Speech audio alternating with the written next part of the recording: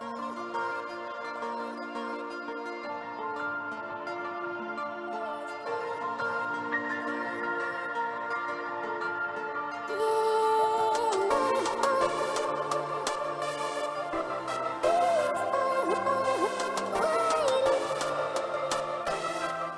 ont fait des expériences qui les ont fait mûrir, grandir avec Dieu. Il y en a d'autres qui ont été baptisés du Saint-Esprit.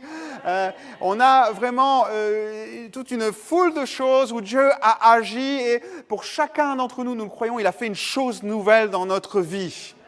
Mais il va faire aussi une chose nouvelle dans notre Église. Il va continuer à amener les choses dans notre Église. Et je veux le croire, vraiment, je fais une parenthèse là, je veux le croire qu'il y a des choses nouvelles peut-être qui se sont passées dans le cœur de certains ou qui sont là, déjà là ce matin. Je vous permettez que je fasse une annonce déjà avant la fin du culte. Juste une annonce. J'aimerais juste rappeler qu'on va préparer une session de baptême. Et s'il y en a qui ont vraiment vécu cette expérience, cette rencontre avec Jésus où ils ont vraiment expérimenté le pardon pour leurs péchés, je vous invite à simplement remplir une fiche et à venir. Vous allez au point connexion qui est là à la sortie et puis vous venez me la redonner. D'accord ? C'est moi qui centralise. On va commencer cette session. Et je suis persuadé qu'il y en a qui, à l'issue de cette semaine, ils se sentaient peut-être pas prêts avant, mais maintenant ils se sentent prêts avec ce qu'ils ont rencontré avec Dieu.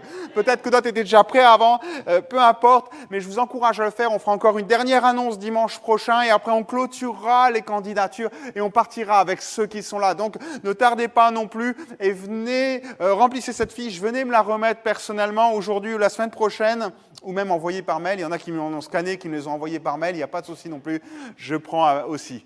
Voilà. Et on veut que tout ce qu'on a vécu cette semaine, vous savez, le sentiment que j'avais cette semaine, c'est qu'on a vécu un moment vraiment où on s'est fait du bien.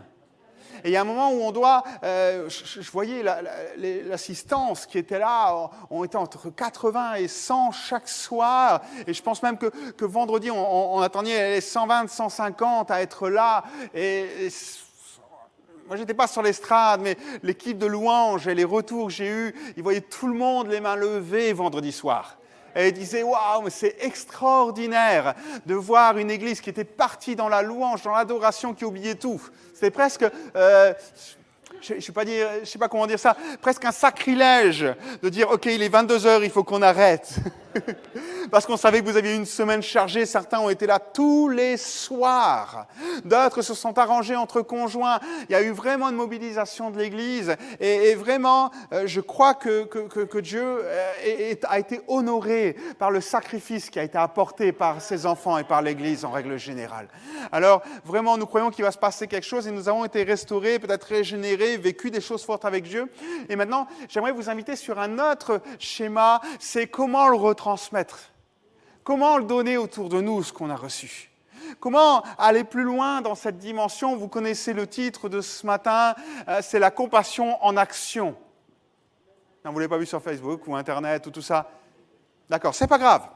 Vous le découvrez maintenant alors. La compassion en action. J'ai un peu une image qui m'est venue ces derniers temps dans la réflexion, en réfléchissant un peu à certaines choses et à l'action surnaturelle de Dieu au milieu de nous, que ce soit une action surnaturelle, nous, quand on voit surnaturel, on voit guérison, on voit miracle, oui, mais il y a des actions surnaturelles qui sont tout aussi fortes et même plus puissantes parce qu'elles changent une vie, mais qui sont à l'intérieur des cœurs, qui ne sont pas aussi visibles. Et je pensais à toutes ces actions et je réfléchissais un peu, vous savez comment des fois je suis un peu cérébral dans certaines choses, et je me disais, je comparais ça à une canalisation d'eau. D'accord, il y a des plombiers? Ok, ce matin vous êtes tous le devenir. Je me disais en fait, et c'est toujours ce verset que j'ai à cœur, ce verset qui nous dit dans Jean 7, versets 38 à 39, « Celui qui croit en moi, des fleuves d'eau vive couleront de son sein, comme dit l'Écriture. » Il dit cela de l'Esprit qui devait recevoir ceux qui croiraient, car l'Esprit n'était pas encore, parce que Jésus n'avait pas encore été glorifié. Des fleuves d'eau vive. Et c'est ce sentiment. Je suis là et je pense qu'on a, pour la plupart, déjà prié, « Seigneur, fais-moi un canal. Fais-moi tout compte fait une canalisation, je vais le dire comme ça. » Vous allez comprendre pourquoi j'utilise ces mots-là. Une canalisation que tu peux emprunter, que tu peux utiliser. Et je me disais, ouais, ça c'est bien, et vraiment, Seigneur, la première chose, il y a déjà des années que je pense à ça, et la canalisation, bien sûr, qu'elle trouve une source, elle la trouve où, sa source? En Jésus. D'accord? Dans notre relation. Tout compte fait, la source d'eau dans cette canalisation, c'est Jésus. C'est notre relation avec lui. C'est nos vies de prière, notre consécration, notre engagement à vivre la vie d'Église, notre engagement à lire sa parole. C'est tout cela. Et encore bien d'autres choses. La source d'eau, c'est la qualité, l'intensité de nos relations avec lui. OK? Les canalisations, vous allez dire, mais c'est quoi? Les canalisations, c'est notre foi. Plus la canalisation est grande, plus les fleuves coulent. Plus elle est petite. Voilà, vous m'avez compris. Merci Sylvie.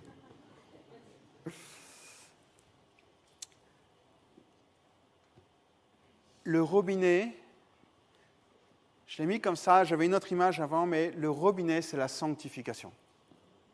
C'est vous pouvez avoir une foi comme ça, vous pouvez avoir une relation énorme avec Jésus, ce qui est un peu contradictoire avec la sanctification. Mais si vous n'avez pas la sanctification, il n'y a rien qui coulera. Le robinet sera fermé. Et c'est vous qui l'aurez fermé.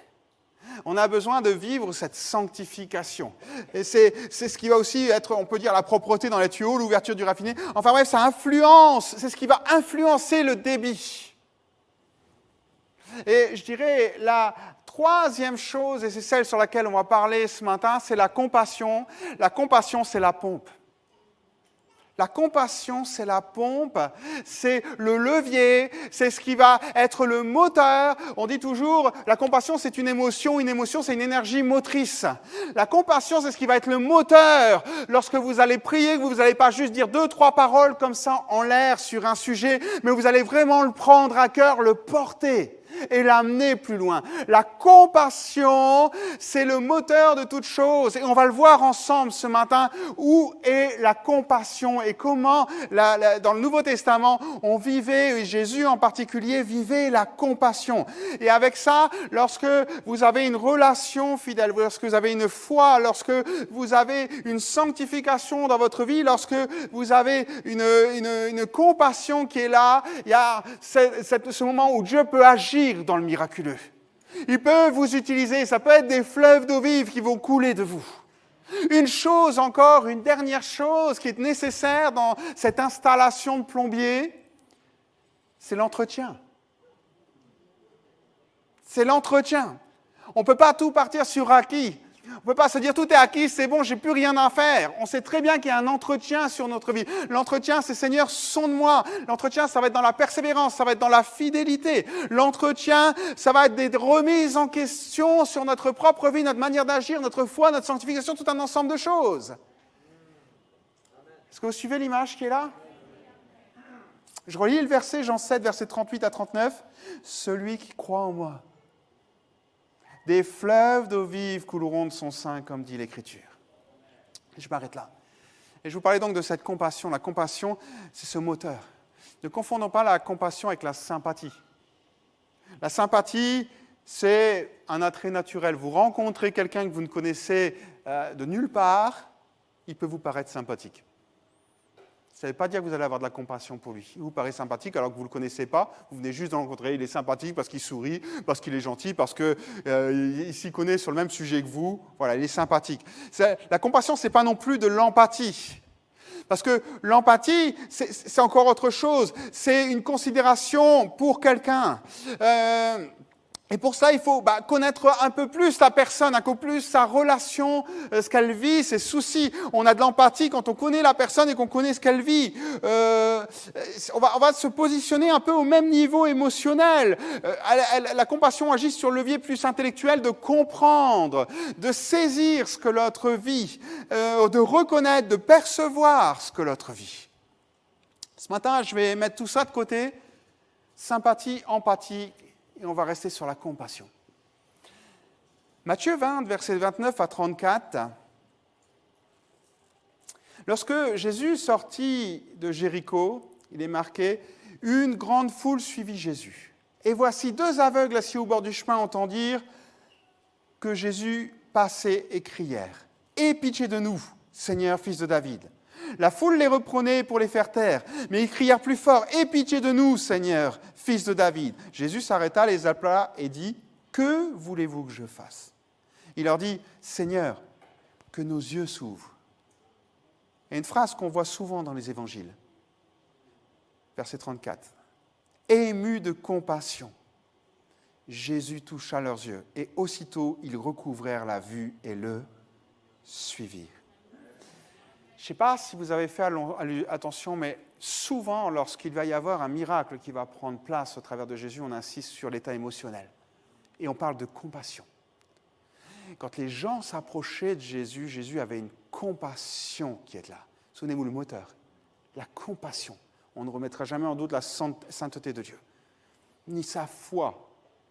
Mais il est là, il y a une compassion en plus qui prend part. Et elle vient s'ajouter au reste. Elle est comme un levier. Elle est le moteur qui va mettre la pression dans tout ce qui va se passer dans la suite. Elle est la source des miracles de Jésus. Sa compassion. Qu'est-ce que c'est que la compassion dans la Bible ? La compassion, c'est littéralement, en grec, c'est être remué dans ses entrailles.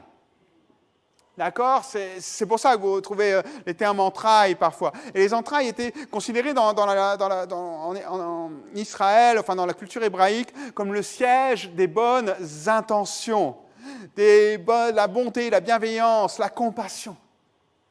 Tout compte fait, il était remué, sa bonté, sa compassion, provoqué, il y avait quelque chose qui se passait là, il ne restait pas indifférent. Mais je vais envie de dire, à ce stade-là, c'est de l'empathie. Ne pas rester indifférent, vous voyez quelqu'un qui souffre, on ne reste pas indifférent. Je ne sais pas si vous avez vu, il y a 15 jours à peu près, ou une semaine, un homme a été retrouvé juste devant chez lui, il est resté 7 heures. On l'a retrouvé mort, il est resté 7 heures sur un trottoir. Beaucoup de gens ont pu passer à côté, des voitures ont pu passer, personne ne s'est arrêté. Aujourd'hui, il y a beaucoup d'empathie avec ce qui se passe, mais l'empathie ne nous force pas à agir. La compassion nous amène plus loin. La compassion nous amène à bouger. La compassion commence par quoi ? La compassion commence par être attentif à la situation de l'autre. C'est une certaine forme de compréhension. Hébreux 4, verset 15, il est dit par l'auteur de l'Épître aux Hébreux, « Car nous n'avons pas un souverain sacrificateur, et donc il parle ici de Jésus, nous n'avons pas un souverain sacrificateur qui ne puisse compatir à nos faiblesses. » Et regardez pourquoi il peut compatir. Au contraire, il a été tenté comme nous, en toutes choses, parce qu'il a vécu les choses, parce qu'il comprend ce qu'on peut passer. La compassion commence par un état où on écoute, on comprend ce qui se passe autour et on a envie d'agir.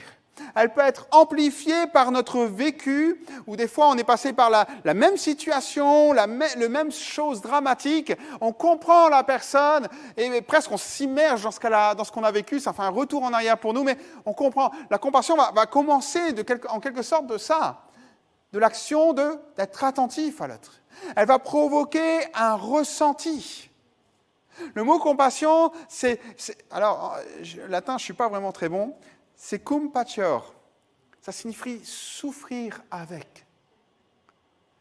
Ça commence par une compréhension. On ne peut pas souffrir avec quelqu'un si on ne cherche pas à le comprendre. On va juste en rester un peu à l'empathie. On a besoin de le comprendre. On a besoin de souffrir avec. C'est un sentiment qui amène à partager la douleur de l'autre. Quelqu'un a donné cette courte définition. Il allait même plus loin et dit la compassion, c'est souffrir de voir souffrir. Souffrir de voir souffrir. On peut s'interpeller là-dessus. Et je vous pose la question, mais je ne veux pas de réponse. Alors, entre vous et Dieu, quelle est la dernière fois où on a souffert de voir souffrir ? Je ne vous parle pas des gens qui sont proches autour de nous. Le dernier personne qui est dans la rue, le SDF, la dernière personne, peut-être que, voilà, vous allez dire, je ne le connais pas. Mais quelle est la dernière fois où on a souffert de voir quelqu'un souffrir, de voir quelqu'un malade, traverser des épreuves dans son couple ? Quelle est la dernière fois où ça nous a fait souffrir au point qu'il y a des émotions qui sont montées ? Vous me suivez ? La compassion nous amène là. Mais elle nous amène encore plus loin. On l'a lu ensemble, le verset 34, ému de compassion. Et vous savez ce qui se passe tout de suite après qu'on ait décrit son état, l'émotion qui montait dans Jésus? Jésus toucha leurs yeux. La compassion mène à l'action.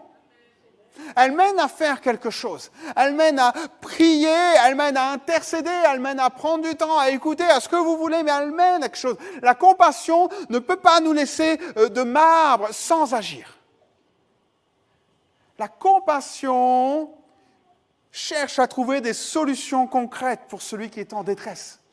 Nous, notre premier réflexe, les choses qui sont possibles, c'est bien sûr, c'est l'écoute. On va déjà écouter, on va déjà être présent, on va essayer de comprendre la personne. On va être là, on va prier pour elle. Mais vous savez, pas prier, Seigneur, tu bénis un tel. Allez, merci Seigneur. Maintenant, tu me bénis moi.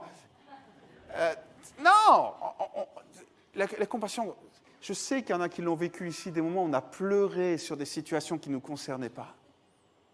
On a versé des larmes sur des situations peut-être de frères et sœurs, d'amis, de gens, et une compassion, quelque chose qui nous est venu, on ne savait pas d'où ça venait, mais une compassion qui a pris place. Des fois, on prie comme si on n'était pas concerné. Et on dit, Seigneur, agis. Mais on voit dans la Bible que lorsque la compassion n'est pas là, il va manquer quelque chose. Je vous le dis, c'est cette pompe, cette énergie qui va faire en sorte que l'eau de l'esprit va couler ou découler de nous. Parce que la compassion, ce n'est pas une émotion qui est sans engagement. Ce n'est pas juste un souhait. C'est une émotion qui va engendrer des sacrifices dans nos propres vies, qui va engendrer qu'il y a des choses qu'on va devoir faire pour aider les gens qui sont dans la détresse.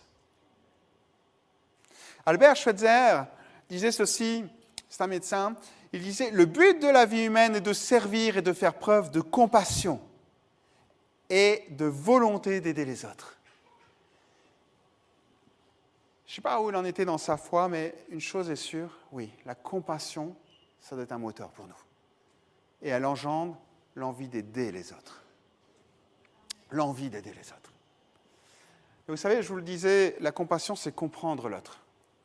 On est invité, lorsqu'on veut avoir de la compassion, à avoir un regard différent. Ce matin, vous êtes tous rentrés ici, vous avez eu des regards sur certains. Des regards peut-être qui sont au travail sur certaines personnes que vous connaissez, des regards sur les gens que vous croisez dans la rue. Si, malheureusement, pour cet homme qui est décédé, s'il y a des gens qui ne se sont pas arrêtés, c'est parce qu'ils ont eu un regard, ils ont posé un regard sur sa vie ou sur ce qu'ils ont vu, peut-être en imaginant tout un ensemble de choses. Mais la compassion commence par poser un regard différent sur les gens. Sur tous ceux qui sont ici, entre frères et sœurs en Christ, et tous ceux qui sont à l'extérieur. Tous ceux qu'on côtoie de manière régulière. Matthieu 9, verset 36, il est dit « En voyant les foules, il fut pris de pitié pour elles, car les gens étaient inquiets et abattus comme des brebis sans berger. » Avoir de la compassion pour ceux qui sont délaissés, ceux qui sont perdus, ceux qui sont abandonnés, ceux qui sont déboussolés, ceux qui sont sans repère. Vous allez dire, c'est tellement facile quand on pose ces mots-là. Mais quand on voit un marginal, quand on voit quelqu'un qui n'a pas du tout les mêmes tendances que nous, quand on voit quelqu'un qui est peut-être plus violent, même dans son caractère, dans sa personnalité, est-ce que la compassion nous remplit à ce moment-là parce qu'on se dit il est perdu, il est déboussolé, il a pris une apparence, il a pris des choses au fond de lui-même ou il a un vécu. Quand on voit des gens qui sont abandonnés par leur famille, est-ce qu'il y a une compassion qui monte au fond de nous-mêmes pour ces gens-là? Est-ce qu'on a des gens qui ne sont pas attrayants parce qu'ils ne sont pas habillés comme il faut, parce qu'ils ne parlent pas comme nous ou ils n'ont pas le même niveau de culture? Est-ce qu'on a cette compassion envers eux? Ou tout compte fait, est-ce qu'on se positionne comme tout le monde? Ceux qui n'ont pas de repères dans la vie familiale, ceux qui sont marginaux, ceux qui sont différents, ceux qui ont un comportement, une attitude, une manière de vivre, un vêtement, un langage qui va nous choquer et qui est même peut-être provocateur. Est-ce qu'ils vont trouver de la compassion en nous? Est-ce qu'ils vont trouver de la compassion? La compassion prend place lorsqu'on regarde ceux qui souffrent de maladies et de handicap. Matthieu 14, verset 14. Aussi, quand Jésus descendit de la barque, il vit une foule nombreuse. Alors il fut pris de pitié pour elle et guérit les malades. La compassion prend place aussi pour ceux qui souffrent. Je vous le disais, quand on voit des gens, des personnes souffrir, quelle est notre réaction? Est-ce qu'on ferme les yeux? Est-ce qu'on met de côté? Qu'est-ce qu'on fait dans ces moments-là? Matthieu 15, verset 32. Jésus appelait ses disciples et leur dit « J'ai pitié de cette foule, voilà déjà 3 jours qu'ils sont restés là avec moi et ils n'ont rien à manger. » La compassion de ceux pour qui la route est difficile. 3 jours. 3 jours sans manger. On a fait une semaine, là. Certains ont fait un repas une journée, on sait que c'est compliqué, mais imaginez de marcher 3 jours en Israël avec le soleil et tout ça. C'est compliqué. Et il y a des gens, leur route, elle ne les a pas aidés. Leur parcours de vie n'a pas été évident. La vie, comme on dit, ne leur a pas fait de cadeau. Ils ont un passé difficile, des trahisons. Ils ont été délaissés. Peut-être qu'ils ont vécu une vie conjugale compliquée. Ils s'en sont ressortis avec des séquelles. Ils ont peut-être des blessures dans leur vie. On ne le sait pas. Ce n'est pas au premier abord, à la première discussion, qu'ils vont nous ouvrir tout leur cœur et qu'ils vont dire, voilà, moi j'ai vécu ça. Ok. Ah ben j'ai compassion de toi maintenant. Ça prend du temps. Mais est-ce que nous, on a une compassion déjà pour les accueillir? Tous ceux qui ont une route difficile. C'est l'exemple. Et un exemple qu'on peut peut-être comprendre est, je ne sais pas si on aurait la même compassion pour le fils prodigue que son père. Quelqu'un un ami, une relation, un membre de votre famille, qui vous tourne les pieds et qui dit « Allez, moi c'est parti, je m'en vais, je ne veux plus entendre parler de toi. Je ne veux plus entendre parler de toi. » Et vous savez, quand il demande l'héritage à son père, c'est une manière de dire « Maintenant tu es mort à mes yeux. » Maintenant, tu es mort à mes yeux. Tu ne signifies plus rien, tu ne représentes plus rien. Et il s'en va. C'est fort. Et qu'est-ce qu'il est dit lorsqu'il revient? Luc 15, verset 20. Il se leva, alla vers son père alors qu'il était en loin. Son père le vit et fut rempli de compassion. Et sa compassion le pousse à agir. Il court, se jeter au cou et l'embrassa.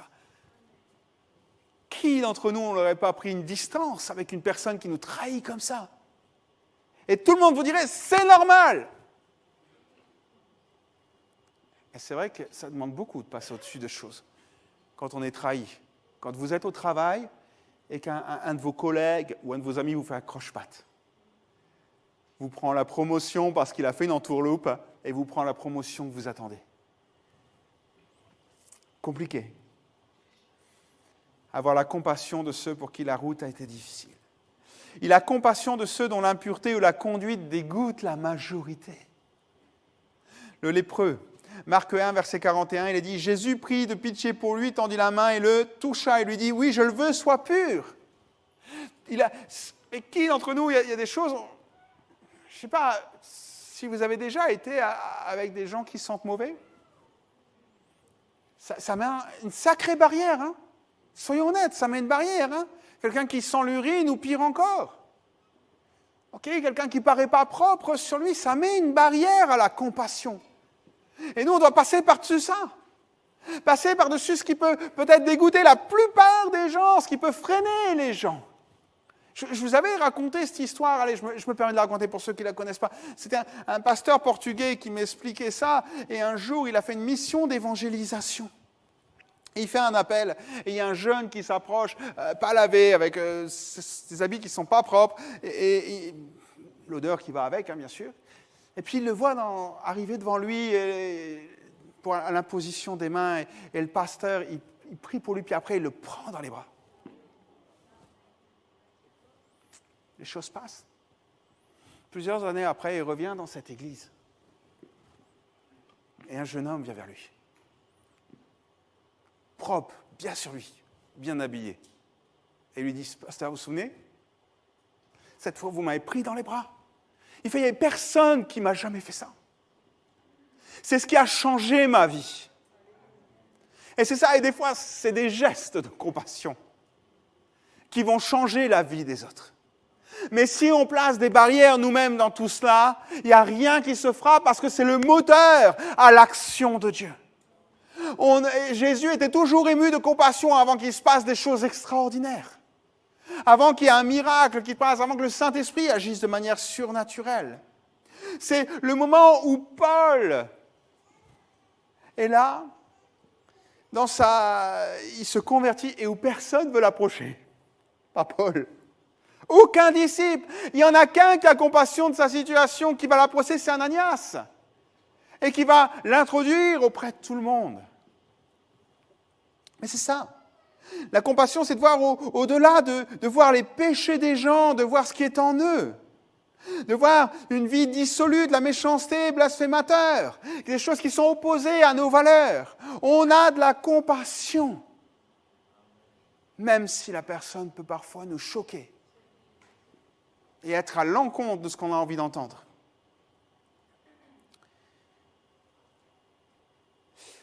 Marc 9, verset 22. Souvent même l'esprit mauvais le pousse à se jeter dans le feu ou dans l'eau pour le faire mourir. Si tu peux faire quelque chose, aie pitié de nous et viens à notre aide. Au pitié, à chaque fois ici, c'est compassion. Ici, c'est la compassion de ceux qui sont contrôlés par ce qu'ils détruisent. Il y a des choses qui détruisent autour de nous. Je vais prendre une chose évidente, l'alcool. On connaît peut-être tous des gens qui sont dans l'alcool. On connaît peut-être tous des gens qui ont été détruits par l'alcool. Certains, peut-être même ici, ont vécu dans un foyer où les parents, le père ou la mère buvaient. Et ça faisait des ravages. Et aujourd'hui, parfois, souvent je l'ai entendu, les gens qui ont vécu dans l'alcool et qui en ont souffert parce que peut-être leurs parents, et sans juger les parents, parce que des fois c'est trop facile de porter, et on verra justement que le jugement empêche la compassion. Mais il y a cette notion où parfois ça met un frein à la compassion. Quand on voit des choses qui ne sont pas bonnes, qu'on a vécues, ça met une distance entre nous et la personne. On refuse ça. Et pourtant, on sait que l'alcool va détruire. On sait que la pornographie va détruire. On sait que tout un ensemble d'addictions vont détruire. On sait qu'il y a des gens qui vont être violents verbalement, physiquement. On le voit aujourd'hui dans toute l'actualité, tout ce qui est là. La compassion de ceux qui sont contrôlés par ce qui les détruit. Est-ce qu'on arrive à avoir compassion pour ces gens-là, comme Jésus l'avait? La compassion, frères et sœurs, va changer notre approche de l'autre. Ça changera notre approche de l'autre. Cette semaine, on a pris un temps avec Dieu. On a intensifié notre relation. Maintenant, si on veut agir, il y a bien sûr la foi, il y a bien sûr la sanctification, mais il y a aussi la compassion. La compassion à la prochaine. Notre compassion va atteindre un plein potentiel lorsqu'on va élargir nos cœurs. Lorsqu'on va réussir à faire rentrer toutes ces situations-là dans nos cœurs. Lorsqu'il n'y en aura pas certaines qui seront exclues.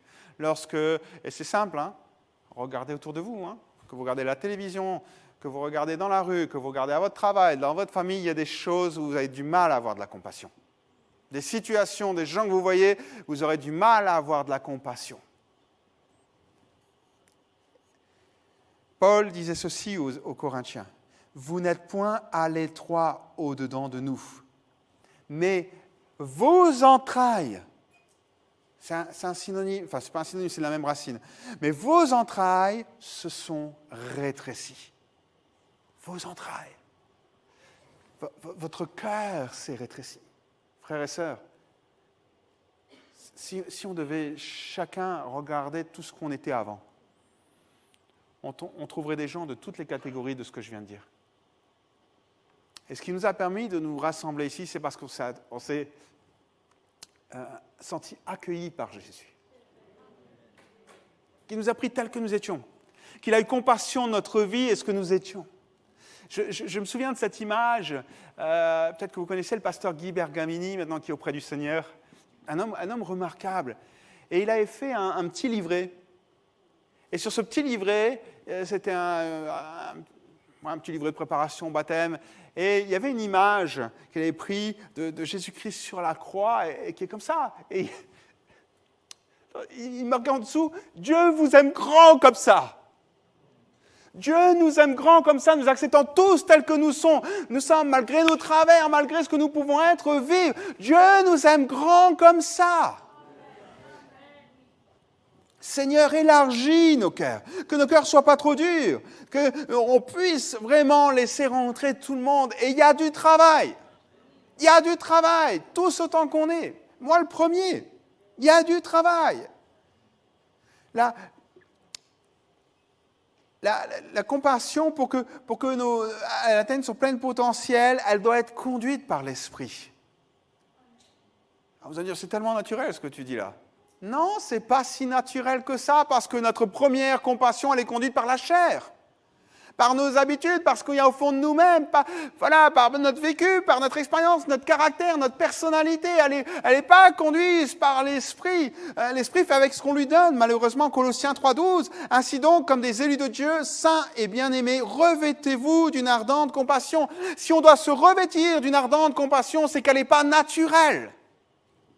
Elle n'est pas naturelle. C'est quelque chose qu'on doit sans arrêt demander à Dieu. Seigneur, viens me donner de la compassion pour ceux qui sont autour de moi.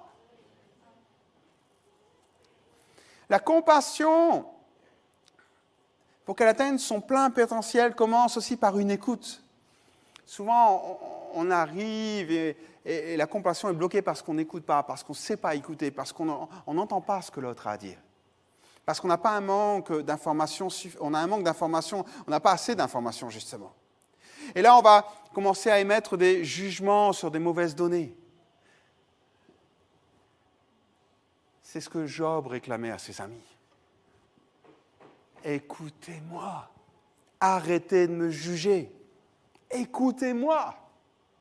Mais la compassion, là, il dira, Job 6, verset 14, « Celui qui souffre a le droit à la bienveillance de son ami, même quand il abandonnerait la crainte de Dieu. » C'est ça. La compassion, pour qu'elle atteigne son plein potentiel, doit savoir écouter. La compassion est liée aussi à l'humilité. Philippiens 2,3, ne faites rien par esprit ou parti ou vaine gloire, mais que l'humilité vous fasse regarder les autres comme étant au-dessus de vous-même. Souvent, ce qui va bloquer dans la compassion, c'est qu'on va commencer à analyser, à juger l'autre. Moi, je n'aurais pas fait ça, il s'est complètement planté, il a été trop loin, il a fait ça. Voilà. Et puis on commence à s'imaginer le schéma, mais ça m'a enlevé la compassion.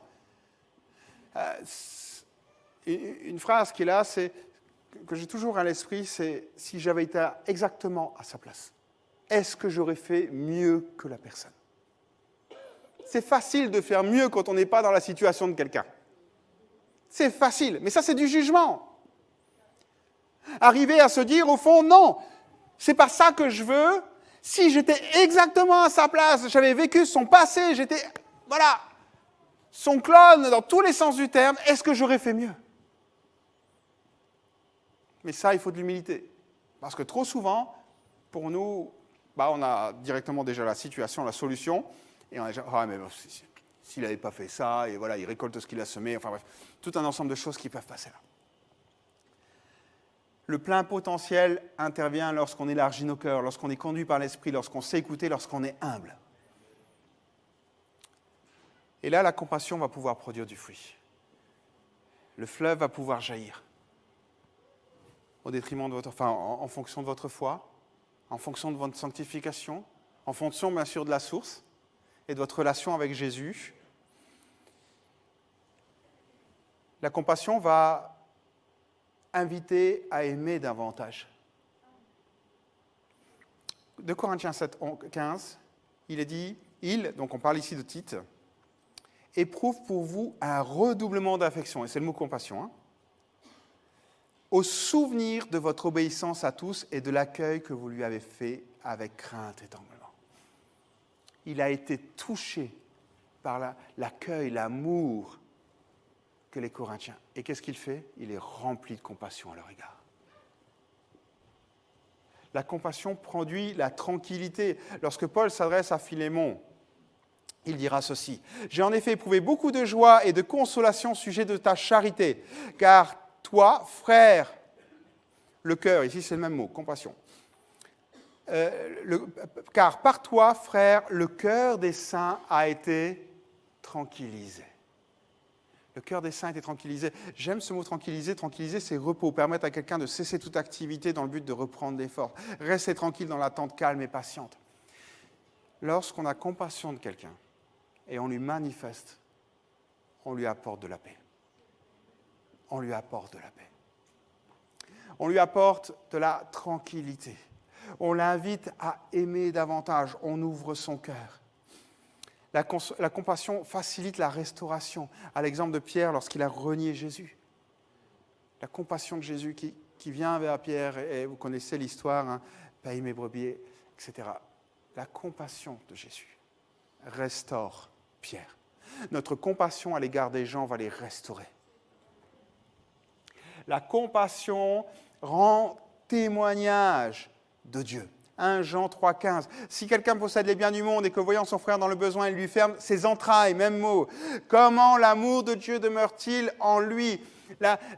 L'action qui est là, la compassion qui se dégage, manifeste notre amour et notre attachement à Dieu. Elle témoigne que Dieu agit en nous. La compassion nous pousse à faire l'impossible. Je ne vais pas dire le surnaturel, mais ce qui n'est pas normal. C'est le Samaritain. Luc 10, verset 32, « Mais un Samaritain qui voyageait, étant venu là, fut ému de compassion lorsqu'il le vit. » Et c'est le seul qui va agir. C'est la compassion qui va le pousser à faire quelque chose d'extraordinaire et qui va prendre cet homme qui est sur le bord de la route et qui va l'amener dans l'auberge pour être soigné. La compassion prépare le miracle de Dieu. Vous savez, je regardais un peu dans la compassion le mot, donc, je ne vous passe les détails en grec, parce qu'il est super compliqué, je vais me tromper. Donc, je vous passe les détails, mais ce mot, le verbe, avoir compassion, être ému de compassion, apparaît 12 fois dans le Nouveau Testament. 12 fois dans les évangiles. 12 fois, il concerne Jésus. 10 fois, c'est marqué avant qu'il accomplisse un miracle. C'est le moteur, la compassion. On n'a pas quelqu'un qui ne peut pas nous comprendre. On a quelqu'un qui est rempli de compassion pour tous ceux qui sont sur cette terre. 2 fois dans des illustrations qu'on a citées. Le fils prodigue et le bon samaritain. La compassion précède toujours le miracle. Laissez-moi conclure, frères et sœurs. Philippiens 1, verset 3, il est dit « Car Dieu m'est témoin que je vous chéris tous avec la tendresse de Jésus-Christ. » Alors le mot tendresse ici, c'est la même racine que compassion. C'est le mot en fait. On pourrait mettre la compassion de Jésus-Christ.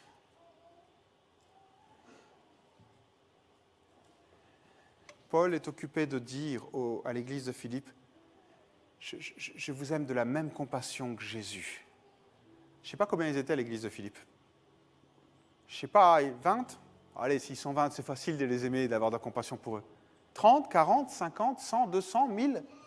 Combien ils étaient à l'église de Philippe ? Et Paul est capable de dire, je vous chéris avec la compassion, la même compassion qui animait Jésus-Christ. Frères et sœurs, c'est atteignable, puisque c'est Paul qui parle. C'est atteignable pour chacun d'entre nous. C'est juste à travailler, c'est juste à prier, c'est juste à rechercher, c'est juste à dire, Seigneur, fais-moi rentrer là-dedans. C'est peut-être le travail d'une vie, de mois, de labeur, de haut, de bas, mais c'est là. La compassion, je rappelle, pose un regard différent sur les personnes. La compassion est appelée à grandir, à se développer. La compassion libère l'action de Dieu. Vous savez, l'accueil que l'on donne aux gens dans ce lieu, et je ne vous parle pas forcément de celui qui est là, à l'accueil. Je vous parle de l'accueil qu'on va faire quand on va peut-être même inviter quelqu'un.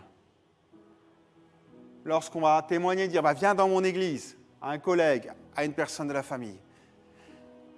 C'est la première chose que les gens découvrent. Lorsqu'on est dans la rue et qu'on invite quelqu'un, c'est ce qu'il regarde. Il va le sentir, la compassion. Ou juste un intérêt. Allez, viens dans mon église. Fais un adepte de plus. La qualité de l'accueil, c'est ce qui est perçu en premier. Avant même la qualité des chants. Avant même la prédication. C'est ce qui ouvre les cœurs déjà et les dispose.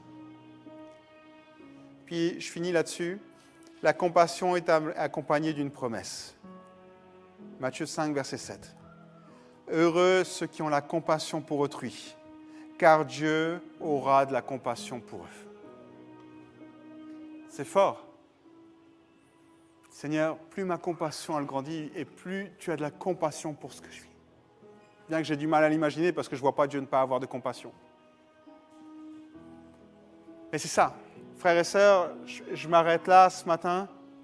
J'aimerais vraiment qu'on puisse, pendant peut-être quelques instants, se tenir devant Dieu et lui dire, Seigneur, viens étendre ta main et fais-moi rentrer dans cette compassion.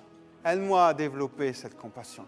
Est-ce que vous avez ce matin identifié, au travers de ce que j'ai dit, des choses qui vous empêchent d'avoir de la compassion pour les gens? Un type de personne qui vous rappelle quelque chose, qui vous bloque, une type de situation, de passé, de vécu? Est-ce qu'on peut prendre un temps de prière et dire, Seigneur, viens enlever tout ça. Je vais être rempli de compassion.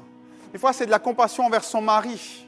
Il y a des couples qui sont brisés. Des fois, c'est de la compassion envers son épouse. Il y a des couples qui sont brisés par rapport à une vie, des choses qui se sont passées et il manque quelque chose. Il y a eu une cassure depuis ce temps-là. Et Dieu dit, non, retrouve de la compassion, plus que de l'amour, de la compassion. Vois-le différemment. Ouvre ton regard. Est-ce qu'on peut juste incliner nos fronts quelques instants et j'aimerais vous inviter à prendre juste quelques instants de réflexion là-dessus. Est-ce que vous voyez dans votre vie? Je vous pose la question, vous allez vous tenir devant Dieu, murmurer. Alors, est-ce que vous voyez dans votre vie des choses qui font blocage? Des situations pour lesquelles vous n'avez pas du tout compassion, il y a plutôt une révolte, un jugement qui se monte. Et c'est humain. Mais on doit grandir. On doit se décharger de tout ça. On doit se délivrer de tout ça. Ce n'est pas ça qui doit conduire notre vie. Ça, c'est notre chair. Est-ce qu'il y a des choses comme ça dans votre vie? Si c'est le cas, si vous avez identifié, je vous invite à les citer à Dieu. Vous le murmurez, vous le dites dans votre cœur. Personne n'a besoin de savoir. C'est entre vous et Dieu. C'est vous qui allez grandir dans cette dimension-là. Citez-les dans votre cœur. Puis dites au Seigneur, tu vois cette situation, vous pouvez lui expliquer pourquoi c'est si compliqué pour vous à vos yeux, bien qu'il le sait. Et demandez-lui de vous aider à changer. Demandez-lui de vous aider à avoir compassion. Demandez-lui de vous aider à aller plus loin. Demandez-lui de vous faire grandir.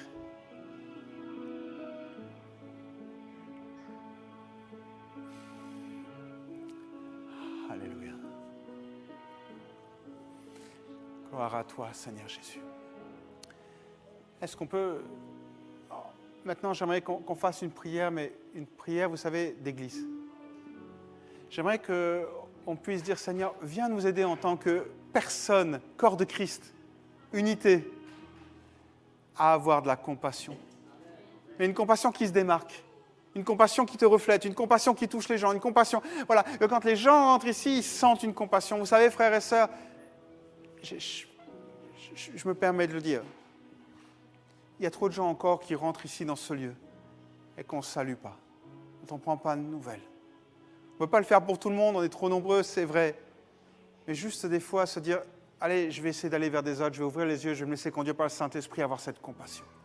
Est-ce qu'on peut prier et demander la grâce de Dieu? Est-ce que je peux vous inviter? Là, ce n'est pas moi qui vais prier, c'est nous qui allons prier. Amen, on a prié pendant toute une semaine, alors on peut prier pour ça. Je vais vous inviter, si vous le pouvez, à vous lever à votre place et on va demander la compassion de Dieu. Que Dieu nous aide à avoir compassion, qu'on soit, non pas moi, compassion, mais l'Église soit une Église remplie de compassion. Amen. Est-ce qu'on peut élever nos voix ensemble, frères et sœurs? On veut refléter l'Éternel. On veut aller plus loin, Seigneur. Allez, élevons nos voix. Prions, demandons grâce à Dieu. Seigneur, donne-nous d'avoir de la compassion, Seigneur mon Dieu, pour ceux qui sont là. Donne-nous que l'image de l'Église, ce soit une Église qui est remplie de compassion, afin que n'importe qui dans cette ville, qui soit rejeté par tout le monde, qui ne soit pas accepté par qui que ce soit, qui puisse être un brigand, un drogué, quelqu'un qui est rejeté par sa famille, sait qu'ici, Seigneur, il trouvera un accueil et de la compassion. Il trouvera des gens qui vont l'accueillir comme il est, qui vont l'aider à te rencontrer, Seigneur. Donne-nous une compassion, Seigneur, qui est celle de Jésus-Christ, Seigneur. Aide-nous à grandir dans tout cela. On enlève nos préjugés, Seigneur. On enlève nos préjugés, Seigneur Jésus. On enlève, Seigneur, ce qui nous permet parfois de juger les gens, Seigneur, et on veut vraiment être remplis de toi, Seigneur Jésus. Alors ce soir, inonde-nous, Seigneur, et donne-nous, Seigneur, ta compassion, Seigneur. Fais-la descendre au milieu de nous. Interviens dans chacun de nos cœurs, Seigneur. Ouvre-les, Seigneur. Agrandis-les, Seigneur Jésus. Pour que nous grandissions dans cette dimension, Seigneur Jésus. Alléluia. Que la gloire, la louange, l'honneur soient à l'Éternel.